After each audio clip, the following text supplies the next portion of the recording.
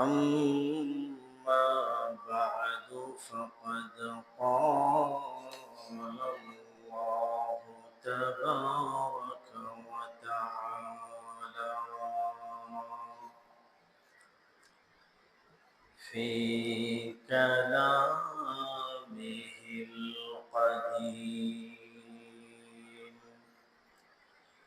وفي فرقانه الحميد. أعوذ بالله من الشيطان الرجيم. بسم الله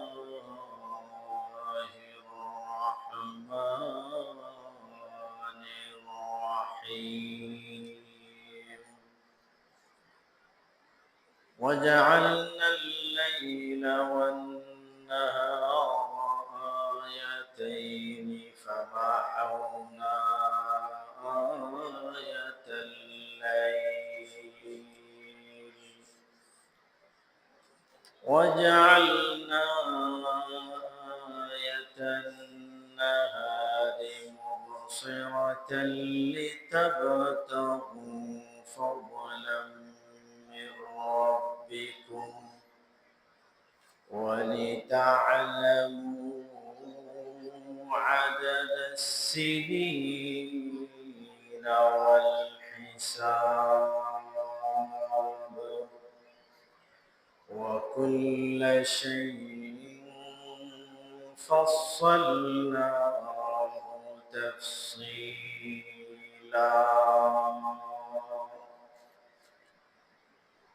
عن ابن عباس رضي الله تعالى عنه قال قال رسول الله صلى الله عليه وسلم. عن ابن عباس رضي الله تعالى عنه قال كنت خلف رسول الله صلى الله عليه وسلم يوما فقال يا غلام إني أعلمك كلمات احفظ الله يحفظك احفظ الله تجده تجاهك إذا سألت فاسأل الله وإذا استعنت فاستعن بالله واعلم أن الأمة لو اجتمعت على أن ينفعوك بشيء قد كتبه الله لك ولو اجتمعوا على أن يضروك بشيء قد كتبه الله عليك رفعت الأقلام وجفت الصحف. رواه الترمذي. وقال رسول الله صلى الله عليه وسلم من صلى علي واحدة صلى الله عليه عشرا. صلى الله على سيدنا ومولانا محمد وعلى آله وأصحابه وسلم. صلى الله على سيدنا ومولانا محمد وعلى آله وأصحابه وسلم.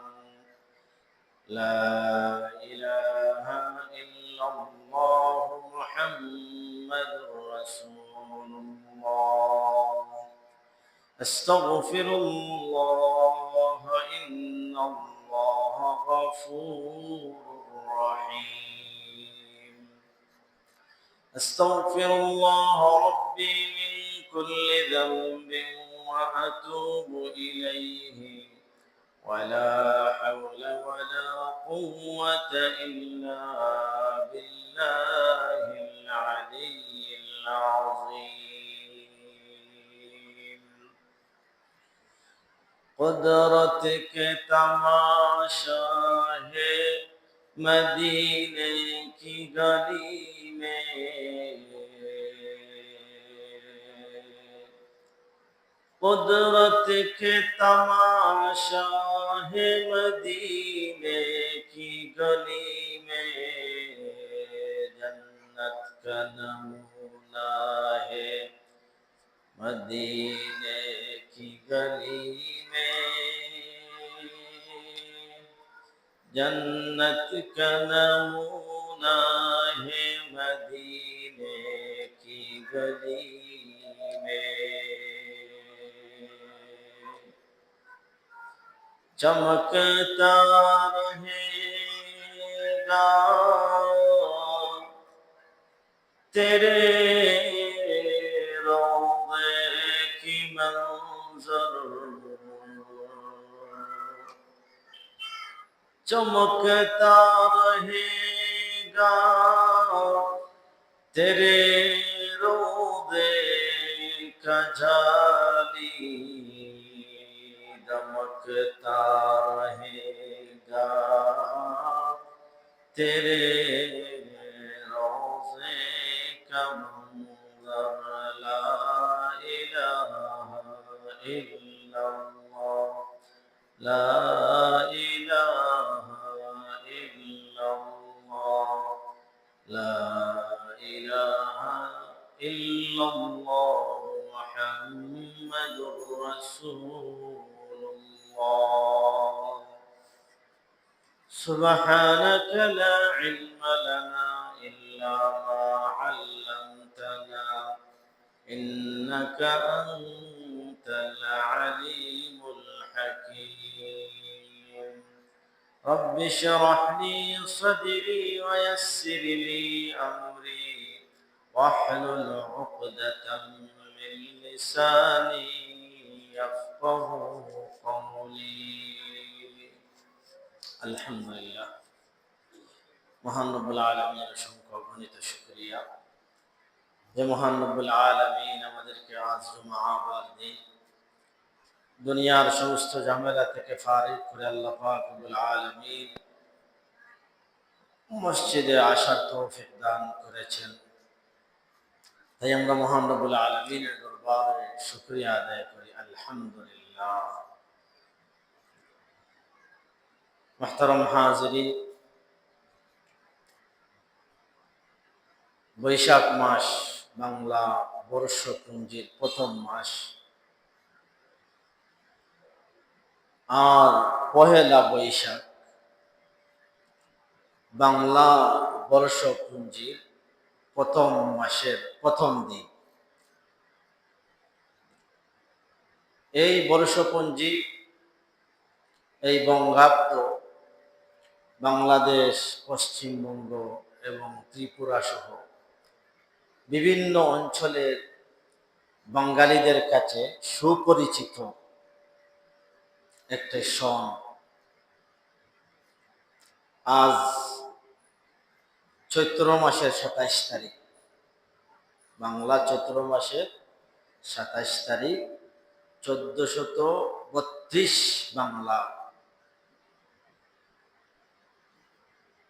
আরো ৩ দিন পর আমাদের সামনে সমাগত ১৪৩৩ বঙ্গাব্দ ১৪৩৩ বাংলা প্রথম মাস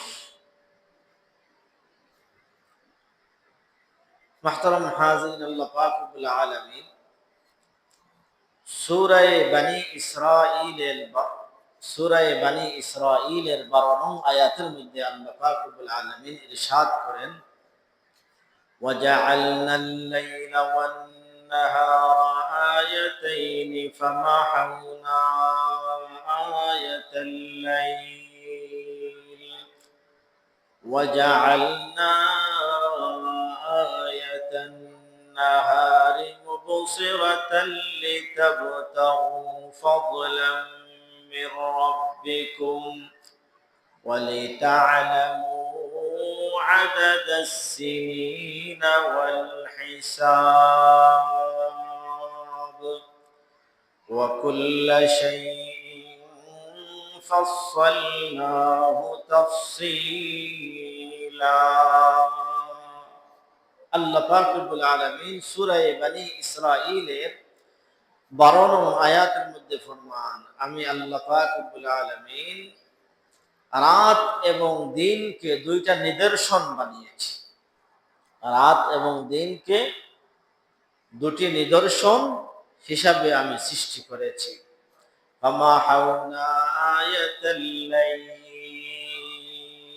অতঃপর রাত্রের নিদর্শনকে আমি অন্ধকার বানিয়েছি।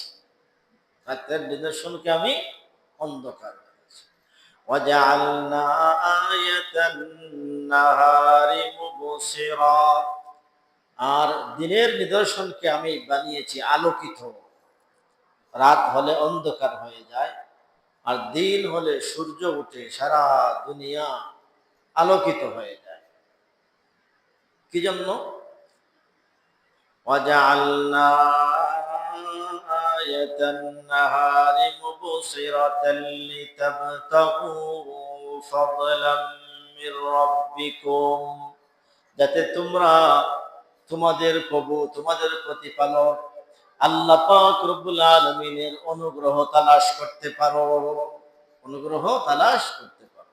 وَلِتَعْلَمُوا عَدَدَ السِّنِينَ وَالْحِسَابَ, এবং মাস সমূহ এবং বৎসর সমূহের গণনা জানতে পারো। মুহতারাম হাজিরিন, আমরা আমাদের চোখের সামনে দিন পেরিয়ে রাত, রাত পেরিয়ে দিন, এরপরে এক সপ্তাহ, এরপরে মাস, এরপরে যখন 29 দিন অথবা 30 দিন অতিক্রান্ত হয়ে যায় তখন এক মাস হয়। যখন 12 মাস অতিক্রান্ত হয়ে যায়, চলে যায়, তখন এক বৎসর হয়। আরবি বৎসর হোক অথবা ইংরেজি বৎসর হোক অথবা বাংলা বর্ষ হোক, সবগুলাই আল্লাহ পাক রব্বুল আলামিনের নিদর্শন। আল্লাহ পাক রব্বুল আলামিন সূরা আনআমের 57 নং আয়াতের মধ্যে, 97 নং আয়াতের মধ্যে আল্লাহ পাক রব্বুল আলামিন বলেন, ওয়া হুয়াল্লাযী জাআলা লাকুমুন নুজুমা লিতাহতাদু বিহা ফি যুলুমাতিল বাররি ওয়াল বাহর। আল্লাহ পাক রব্বুল আলামিন সূরা আনআমের 97 নং আয়াতের মধ্যে আল্লাহ বলেন, আল্লাহ এমন এক সত্তা যিনি জাআলা লাকুমুন নুজুমা, যিনি তোমাদের জন্য তারকারাজিকে আল্লাহ সৃষ্টি করেছেন, লিতাহতাদু বিহা ফি যুলুমাতিল বাররি ওয়াল বাহর, যাতে তোমরা জল এবং স্থলের অন্ধকারে তোমরা রাস্তার দিশা পাও, রাস্তা খুঁজে পাও। লিতাহতাদু ফি যুলুমাতিল বাররি ওয়াল বাহর, যাতে তোমরা জলের অন্ধকারে, স্থলের অন্ধকারে তোমরা রাস্তা খুঁজে পাইতে পারো। এই জন্য আল্লাহ পাক রব্বুল আলামিন তোমাদের জন্য তারকারাজি সৃষ্টি করেছেন। সুবহানাল্লাহ। আল্লাহ পাক রব্বুল আলামিন সূরা তাওবার 36 নং আয়াতের মধ্যে আল্লাহ বলেন, ইন্না ইদ্দাতাশ শুহুরি ইনদাল্লাহি 12 শাহরা ফি কিতাবিল্লাহি ইয়াওমা খালাকাস সামাওয়াতি ওয়াল আরদ। আল্লাহ পাক রব্বুল আলামিন যখন আসমান এবং জমিনকে সৃষ্টি করেছেন তখন থেকে মাস সমূহের গণনা হলো 12টি। এজন্য আরবি মাস ও বৎসর হয় 12 মাসে। বাংলা বৎসর হয় 12 মাসে, ইংরেজি বৎসর হয় 12 মাসে। আল্লাহ পাক রব্বুল আলামিন যেদিন আসমান এবং জমিন সৃষ্টি করেন, তখন থেকে আল্লাহ পাক রব্বুল আলামিনের ইলমের মধ্যে মাসসমূহের গণনা হলো 12টি। এই সবগুলো আল্লাহর নিদর্শন। এগুলা দেখে জ্ঞানী সম্প্রদায় যারা, এরা আল্লাহকে চিনবে, আল্লাহর নিয়ামতকে চিনবে, আল্লাহর নিদর্শন দেখে আল্লাহর কুদরত বুঝবে। এই জন্য আল্লাহ পাক রব্বুল আলামিন এগুলাকে নিদর্শন হিসাবে বানিয়েছেন। মুহতারাম হাজিরিন, আমরা বাঙালি জাতি, আমাদের যারা মুরব্বীরা আছেন, যারা এরা বাংলা বর্ষ অনেক সময় হিসাব করেন, এবং যারা কৃষি কাজের সাথে জড়িত, কৃষি কাজ করেন, এরাও বাংলা হিসাব করেন। এই বাংলা সনের উৎপত্তি, তার ইতিহাস আসলে বাঙালি জাতি অনেকেই আমরা জানি না। এটা আমাদের জানা থাকা দরকার যে আমরা বাংলা মাস, যে বৈশাখ, জ্যৈষ্ঠ, আষাঢ়, শ্রাবণ, ভাদ্র, আশ্বিন, কার্তিক, অগ্রহায়ণ, পৌষ, মাঘ, ফাল্গুন, চৈত্র, যে এই যে 12টা মাস, এটা কোথা থেকে আসলো, এটা কে আবিষ্কার করলো, এটা আমরা অনেকেই জানি না। এটার সঠিক ইতিহাস হলো, মুঘল সম্রাটের একজন বাদশা ছিলেন। মুঘল সম্রাটের, যারা আমরা ইতিহাস নিয়ে ঘাটাঘাটি করি, ইতিহাসের কিতাব বই অধ্যয়ন করি, আমরা অবশ্যই জানতে পারবো যে মুঘল সম্রাটের একজন বাদশা ছিলেন, বাদশা আকবর। এই বাদশা আকবরের অন্যতম একজন মন্ত্রী পরিষদের লোক ছিলেন, মন্ত্রী পরিষদের লোক ছিলেন। ওনার নাম ছিল আবুল ফজল, এবং উনি একজন ঐতিহাসিক ছিলেন। আবুল ফজল নাম শুনতে বোঝা যায় উনি মুসলমান ছিলেন, উনি বাদশাহ আকবরও মুসলমান ছিলেন। এবং ওই আবুল ফজল, যিনি বাদশার মন্ত্রী পরিষদের অন্যতম একজন ব্যক্তি, একজন ঐতিহাসিক বীর, ওই আবুল ফজল উনি আকবর নামা নামে 3 খণ্ডে একটি বই লিখেছিলেন, আকবর নামা।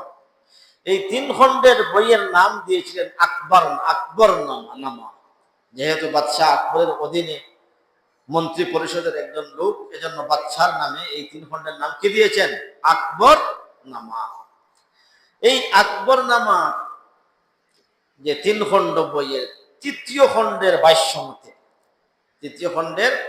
ভাষ্য মতে বাংলা সনের উৎপত্তি মূলত কৃষি এবং খাজনা আদায়ের সুবিধার জন্য এটা সূচনা করা হয়। কৃষি এবং খাজনা আদায়ের সুবিধার জন্য বাদশাহ আকবর কি করেন? উনি এই সনের, এই বৎসের সূচনা করেন, যাতে সুষ্ঠুভাবে খাজনা আদায় করতে পারেন কৃষকেরা। এজন্য সম্রাট আকবর কৃষকের ফসল কাটার সাথে সামঞ্জস্যতা বজায় রেখে উনি এই নতুন বৎস পুঞ্জির নির্দেশ প্রদান করেন। তার এই নির্দেশ ক্রমে, সম্রাট আকবরের এই আদেশ ক্রমে, বাংলার বিখ্যাত জ্যোতির্বিজ্ঞানী এবং একজন চিন্তাবিদ, গবেষক, উনার নাম ছিল ফতেহ উল্লাহ সিরাজি। কি নাম ছিল? ফতেহ উল্লাহ সিরাজি। উনি আসলে পারস্যের লোক ছিলেন। পারস্য থেকে উনি কি করে উনার দেশ ছেড়ে এই উপমহাদেশে উনি এসেছিলেন। ওই ফতেহ উল্লাহ সিরাজি উনি আরবি যে হিজরি সন আছে, হিজরি সন এবং সৌর অর্থাৎ ইংরেজি সনের সমন্বয় করে, হিজরি সন, আরবি সন এবং ইংরেজি সনের সমন্বয় করে উনি নতুন একটি সন প্রণয়ন করেন। ওনার নাম কি ছিল? ফতেহুল্লাহ সিরাজি। এবং এই সন উনি প্রবর্তন করে, সূচনা করে, এই সনের নাম উনি প্রথমে দিয়েছিলেন তারিখে ইলাহি। উনি এই সন নতুন প্রবর্তন করে, সূচনা করে, প্রতিষ্ঠা করে এর নাম দিয়েছিলেন কি? তারিখে ইলাহি বা ফসলি সন। ফসলি সন। তো এই সনের সূচনা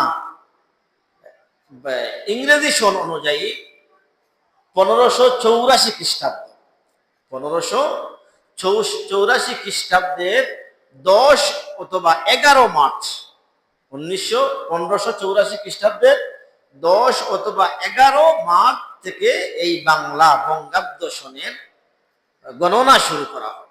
গণনা শুরু করা হয়। প্রতিষ্ঠাতাকে ফতেহুল্লাহ সিরাজি, মুঘল বাদশাহ আকবরের জমানায়।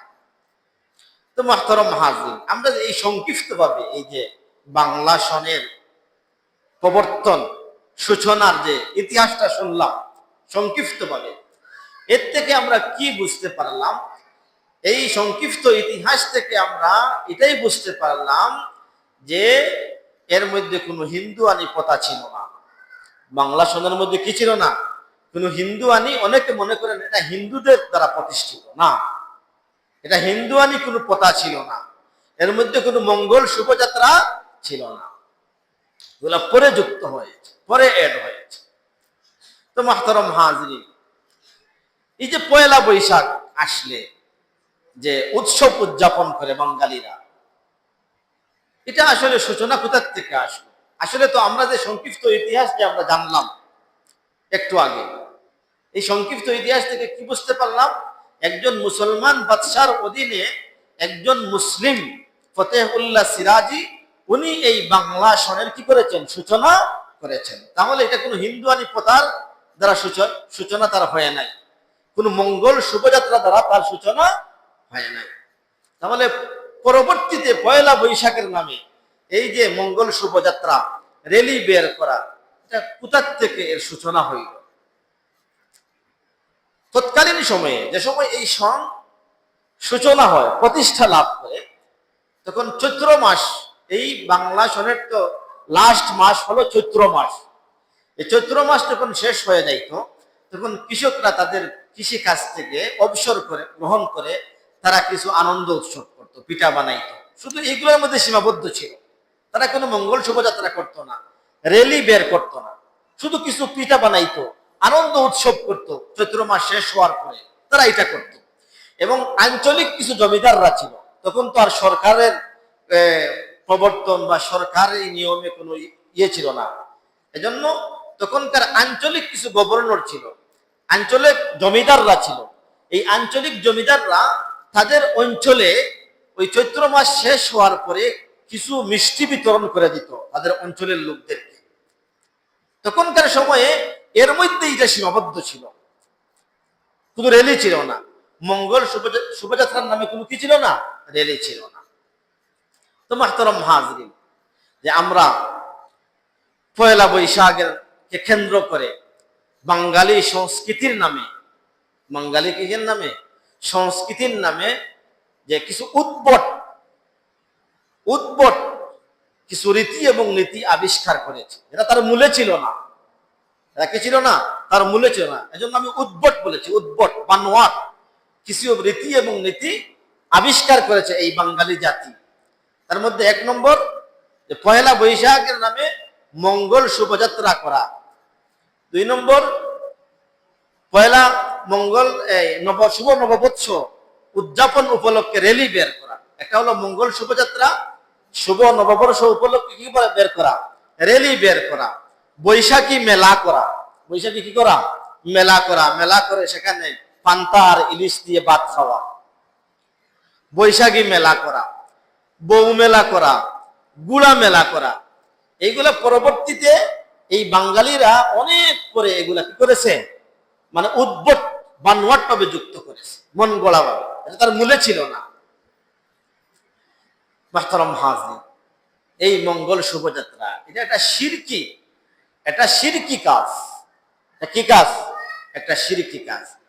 এই বাংলাদেশে আগের কথা তো বললাম যে ওই যে চৈত্র মাস শেষ হওয়ার পরে, এটা ভারতীয় উপমহাদেশের একটা কি ছিল? রীতি এবং নীতি ছিল। চৈত্র মাস শেষ হওয়ার পরে কিছু আনন্দ করতো, পিঠা বানাইতো। কিন্তু এই বাংলা হওয়ার পরে, এই বাংলাদেশ হওয়ার পরে এটা কিভাবে মানে এই মঙ্গল শোভাযাত্রা বা র্যালি বের করা, কারা প্রথমে করেছে? আপনারা যারা এই কি করেন, ইন্টারনেট ঘাটাঘাটি করেন, আপনারা দেখবেন উইকিপিডিয়া একটা তথ্য আছে, সেখানে অনেক তথ্য পাওয়া যায়। উইকিপিডিয়া সার্চ দিলে সেই উইকিপিডিয়ার তথ্য মতে 1979 ইংরেজি সনে আপনারা দেখবেন উইকিপিডিয়া সার্চ দিয়ে যে বাংলা মঙ্গল শোভাযাত্রা, শুভ নববর্ষ, এগুলা প্রথমে আবিষ্কার কে করেছে? 1989 ইংরেজি সনে ঢাকা বিশ্ববিদ্যালয়ের চারুকলা অনুষদের উদ্যোগে তারা বড় বড় এই কিসের মাথা, বাঘের মাথা, পেছার মাথা, ঝাড়ু, কুলা ইত্যাদি দিয়ে তারা একটা র্যালি বের করেছে। কত ইংরেজিতে? 1989 ইংরেজি ঢাকা বিশ্ববিদ্যালয়ের চারুকলা একটা অনুষদ আছে, একটা বিভাগ আছে। এই বিভাগের ছাত্রছাত্রীরা কি করেছে? এই বাঘের মাথা, বাঘের প্রতিকৃতি, পেশার প্রতিকৃতি, গুড়ার প্রতিকৃতি, এরপরে বাঙালি কিছু সংস্কৃতি, কুলা, দান ইত্যাদি নিয়ে তারা র্যালি কি করেছে? বের করেছে। এবং তার সাথে নাচ, গান, বাদ্য বাজনা এগুলা কি করেছে? যুক্ত করেছে। তাহলে কোথায়? 1500 খ্রিস্টাব্দে তার সূচনা হয়েছিল। আর 1989 ইংরেজিতে ঢাকা বিশ্ববিদ্যালয়ের ছাত্রছাত্রীরা এই বর্তমানের মঙ্গল শোভাযাত্রার সূচনা এরা করেছে। তাহলে কত পরে কি হয়েছে? সূচনা হয়েছে। এটা আমি এই সঙ্গগুলো এই জন্য বলতেছি, আমাদের দেশে কিছু মাথা মোটা বুদ্ধিজীবী আছে, যারা বুদ্ধি খাটাইতে খাটাইতে মাথার চুল নাই, এদের মাথার কি নাই? চুল নাই। এই সমস্ত উদ্ভট বুদ্ধিজীবীরা বানোয়াট কথাবার্তা বলে আর মনে করে যে তারা সবকিছু জানে, আমরা কোনো কিছু জানি না। এই সমস্ত বুদ্ধিজীবীরা কি বলে? যখন বৈশাখী মেলায় যখন যায়, মঙ্গল শোভাযাত্রায় যখন যায়, যখন র্যালি বের করে, তখন বলে এটি বাঙালি জাতির 1000 বছরের ঐতিহ্য। কি বলে? বাঙালি জাতির 1000 বছরের ঐতিহ্য এই মঙ্গল শোভাযাত্রা করা, র্যালি বের করা। তাহলে তাদের কথায় আর ইতিহাসে কি মিল আছে? এরা বুদ্ধি করতে করতে কি করলো? উদ্ভট বানোয়াট একটা কথাবার্তা বলে বললো যে বাঙালি জাতির 1000 বছরের ইতিহাস, ঐতিহ্য হলো যে পয়লা বৈশাখ আসলে কি করা? এই মঙ্গল শোভাযাত্রা করা, র্যালি বের করা। সম্পূর্ণ মিথ্যা কথা বললো না, একেবারে ডাহা মিথ্যা কথা। এটা কি বাঙালি জাতির 1000 বছরের ঐতিহ্য? ও 1989 ইংরেজিতে তার সূচনা করেছে চারুকলা বিভাগের অনুষদের ছাত্রছাত্রীরা, আর বলে বাঙালি জাতির 1000 বছরের ঐতিহ্য। এই সমস্ত বুদ্ধিজীবীরা এই সমস্ত উদ্ভট মাথা খাটিয়ে উদ্ভট বুদ্ধি প্রসব করে আর মিথ্যা মিথ্যা জিনিস কি করে? ছড়ায়। যারা ভালো বুদ্ধি করে, ভালো কিছু বের করে, এদেরকে তো আমরা স্বাগত জানাই। আমরা তো এই কথা বলে মানুষকে ধোঁকা দেয়, বাঙালি জাতিকে ধোঁকা দেয় এবং গুনার দিকে অগ্রসর করে যে করো এটা বাঙালি জাতির 1000 বছরের ঐতিহ্য, বাঙালি জাতির 1000 বছরের অবদান এটা। নাউজুবিল্লাহ। মুহতারাম হাজিরিন, এই যে পয়লা বৈশাখের নামে যে মঙ্গল শোভাযাত্রা, যে র্যালি বের করা হয়, আচ্ছা আপনারা বলেন তো মঙ্গল অমঙ্গল এই র্যালির দ্বারা কি বুঝাইতে চায়? যে আমরা প্রথম বছরের প্রথম ইলিশ আর পান্তা ভাত খাইলাম, আর কিছু ভালো ভালো খাবার খাইলাম, আর বাঙালি জাতির যে ঐতিহ্যের পোশাক পরলাম, আর সিংহের মাথা, বাঘের মাথা, এরপরে পেছার মাথা, ঝাড়ু, এরপরে কুলা ইত্যাদি নিয়ে মিছিল দিলাম, এর দ্বারা সারা বছর মঙ্গল হবে না? আরো গজব পড়বে, আরো গজব পড়বে। এরা গজবকে ডেকে নিয়ে আসে। আল্লাহ যদি গজব দিতে নাও চান তো এরা কি করে? এই র্যালি বের করে এই বাঙালি জাতির জন্য গজব ডেকে নিয়ে আসে। এজন্য এদেরকে প্রতিহত করা। তোমরা মঙ্গল আনয়ন করতেছ না, মঙ্গলকে তোমরা আল্লাহর পক্ষ থেকে রহমত, বরকত এবং খাইরকে এই সমস্ত মিছিল দ্বারা তোমরা দূরে সরাইতেছ। যেন কঠোর হস্তে এদেরকে প্রতিহত করা। এরা এই দেশের মুসলমানদের শত্রু, বাঙালি জাতির শত্রু এরা। যদিও সরকারিভাবে সাপোর্ট করা হয়, সাপোর্ট করলে কি হইল? সরকার সাপোর্ট করলো তো আমরা মানবো কি? কোনো মানবো না।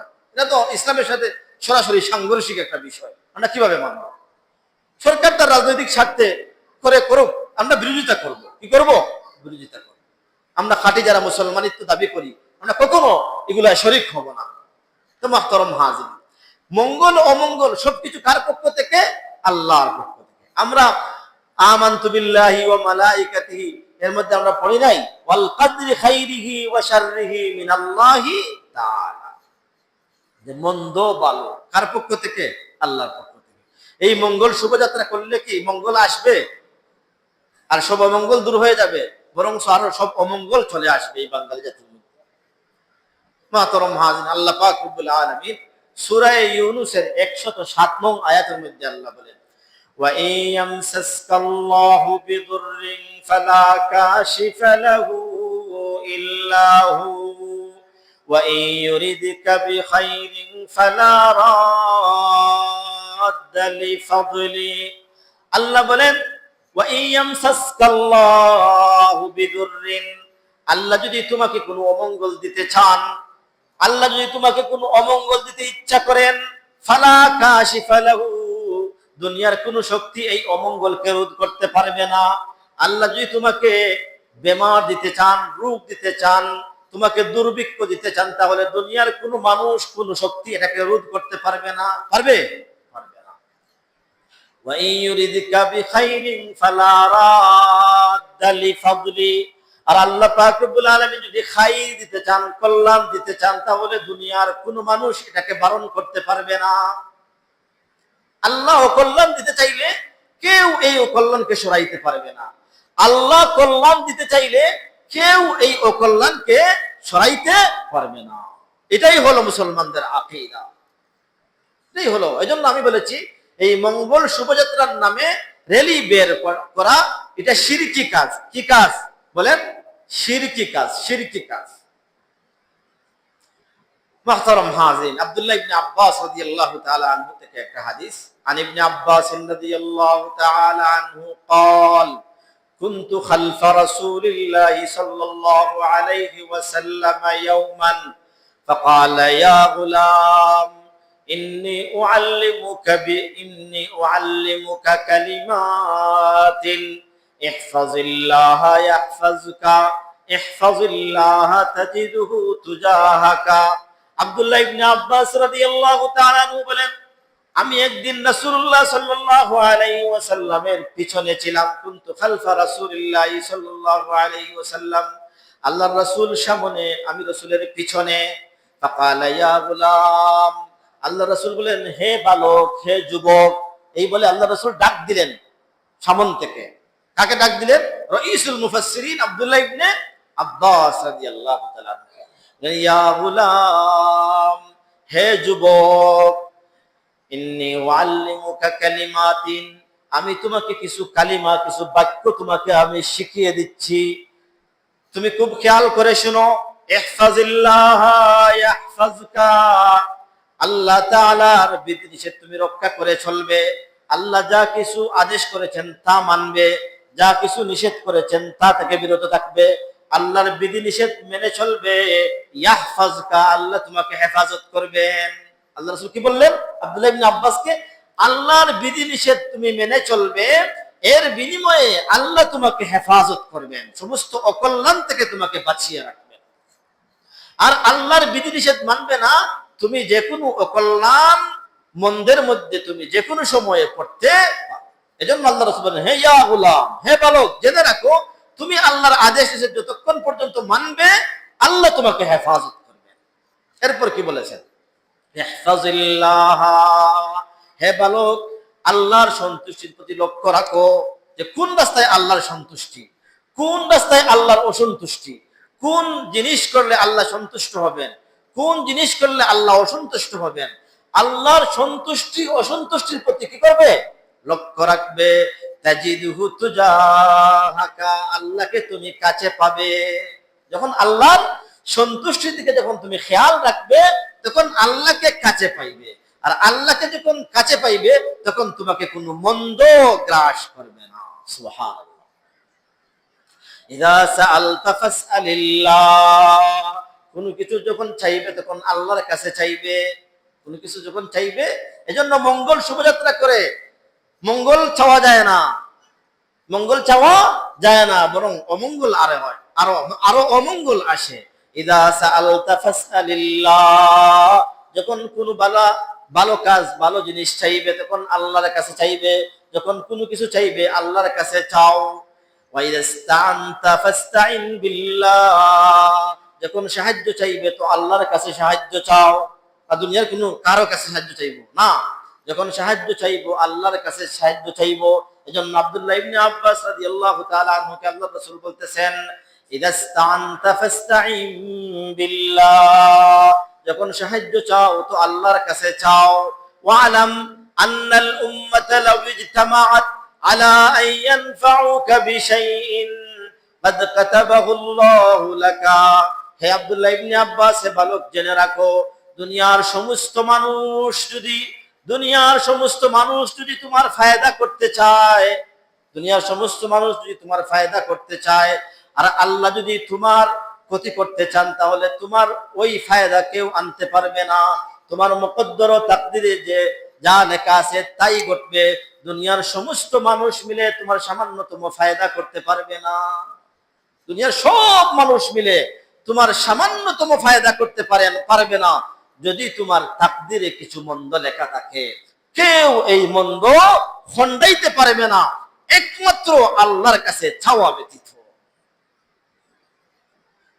লা ইয়ারুদ্দুল কদর ইল্লা দুআ, দুআ তাকদীরকে পরিবর্তন করে দেয়। সুবহানাল্লাহ, তাকদীর পরিবর্তন হয়, দোয়া তাকদীরকে পরিবর্তন করে দেয়। এজন্য দুনিয়ার সব মানুষ মিলে যদি তোমার ফায়দা করতে চায়, আর যদি আমি আল্লাহ তোমার তাকদীরে মন্দ লিখে রাখি, তাহলে মন্দ ঘটবেই ঘটবে। বিশ্বের সমস্ত মানুষ মিলে তোমার এই মন্দকে দূর করতে পারবে না, কশিন কালেও না। এরপরে আব্দুল্লাহ ইবনে আব্বাস রাদিয়াল্লাহু তাআলাকে আল্লাহর রাসূল আরো বলতেছেন, ওয়ালাউ ইজতামাউ আলা আন ইয়াদুররুকা বিশাইইন ক্বাদ কাতাবাহু আল্লাহু আলাইকা। হে আব্দুল্লাহ ইবনে আব্বাস, দুনিয়ার সমস্ত মানুষ মিলে যদি তোমার ক্ষতি করতে চায়, আর আল্লাহ পাক রব্বুল আলামিন যদি তোমার এই ক্ষতিকে না চান, তাহলে দুনিয়ার সমস্ত মানুষ তোমার যাররা পরিমাণ ক্ষতি করতে পারবে না। সুবহানাল্লাহ, দুনিয়ার সব মানুষ, বিশ্বের সমস্ত মানুষ যদি তোমার ক্ষতি করতে চায়, আর আল্লাহ যদি না চান যে তোমার ক্ষতি হোক না, তাহলে দুনিয়ার সব মানুষ মিলে তোমার যাররা পরিমাণও ক্ষতি করতে পারবে না। তাহলে ক্ষতি, মন্দ, ভালো সব কার পক্ষ থেকে? আল্লাহর পক্ষ থেকে। মঙ্গল শোভাযাত্রা নয়, র্যালি, মঙ্গল শোভাযাত্রা করে র্যালি বের করার মধ্যে নয়। রুফিআতিল আকলাম, তকদির লেখে কলম তুলে নেওয়া হয়েছে। তকদির লেখে কলম। আল্লাহ রাসূল সাল্লাল্লাহু আলাইহি ওয়াসাল্লাম যখন মেরাজে গেলেন, যাইতে যাইতে যখন উপরে উঠলেন, তখন দেখা যায় কাগজের লেখার মতো ফসফস ফসফস আওয়াজ শোনা যায়। এরকম কাগজে লেখলে ফসফস ফসফস আওয়াজ করে না, এরকম একটা আওয়াজ শোনা যায়। তখন জিবরাইল আলাইহিস সালামকে বললেন, জিবরাইল, এই যে আওয়াজটা যেমন কাগজে লেখার মতো ফসফস আওয়াজ, এই আওয়াজটা কোথা থেকে আসতেছে? তখন বললেন, ইয়া রাসূলুল্লাহ, এই আওয়াজ দ্বারা, অর্থাৎ এই যে আওয়াজ শুনতেছেন, সত্যি এটা কলমের আওয়াজ, এর দ্বারা মানুষের তকদির লেখা হইতেছে। মানুষের কি লেখা হইতেছে? ফেরেশতারা মানুষের তকদির লিখতেছেন। আপনি যা শুনতেছেন সঠিক শুনতেছেন, এটা কলম এবং কাগজের আওয়াজ। রুফিআতিল আকলাম, তকদির লেখে কলমকে তুলে নেওয়া হয়েছে। ওয়াজাফাতিস সুহুফ, এবং যা লেখা হয়েছে লিখিত কাগজ সমূহ শুকিয়ে গেছে। এটা মিটানো যাবে না, শুকিয়ে গেছে। কি হয়ে গেছে? শুকিয়ে গেছে। তাহলে এই হাদিস থেকে আমরা কি বুঝতে পারলাম? যে ভালো করনেওয়ালা, খাইর দেনেওয়ালা, মঙ্গল দেনেওয়ালার জাত একমাত্র আল্লাহ পাক রব্বুল আলামিন। আর হ্যাঁ, অমঙ্গল, মন্দ, শর, এগুলাও দেনেওয়ালা একমাত্র আল্লাহ পাক রব্বুল আলামিন। এটা প্রত্যেক মুসলমানের আকীদার মধ্যে থাকতে হবে। যদি না থাকে, যদি মানুষ মনে করে ওটাই অমঙ্গল, ওটাই মঙ্গল, ওই জিনিসে অমঙ্গল, ওই জিনিসে মঙ্গল, তাহলে তার ঈমানের মধ্যে খাতরা চলে আসবে। শিরক হওয়ার কারণে অনেক সময় ঈমান চলে যাইবে, কারণ সে আল্লাহকে মঙ্গল অমঙ্গলের মালিক মনে করতেছে না, সে মঙ্গল অমঙ্গলের মালিক মনে করতেছে পয়লা বৈশাখের দিন শুভযাত্রার নামে র্যালি বের করা, এটাকে মঙ্গলের প্রতীক মনে করতেছে। অথচ আল্লাহ পাক রব্বুল আলামিন হলেন মঙ্গল অমঙ্গলের মালিক। মুহতারাম হাজিরিন, এই যে বিভিন্ন প্রাণীর মুখোশ, বিড়ালের মুখোশ, বাঘের মুখোশ, এগুলা নিয়ে বের হয়, এগুলা প্রতিচ্ছবি না, এটা আকৃতি ছবি। ছবির ব্যাপারে কুরআনুল হাদিসের মধ্যে কঠিন হুঁশিয়ারি এসেছে। আন মুসলিমিন ক্বালা কুন্না মাসরুকিন ফি দারি ইয়াসার ইবনে নুমাইরিন ফারাআ ফি সুফাতিহি তামাসিলা فقال سمعت عبد الله قال سمعت النبي صلى الله عليه وسلم يقول إن أشد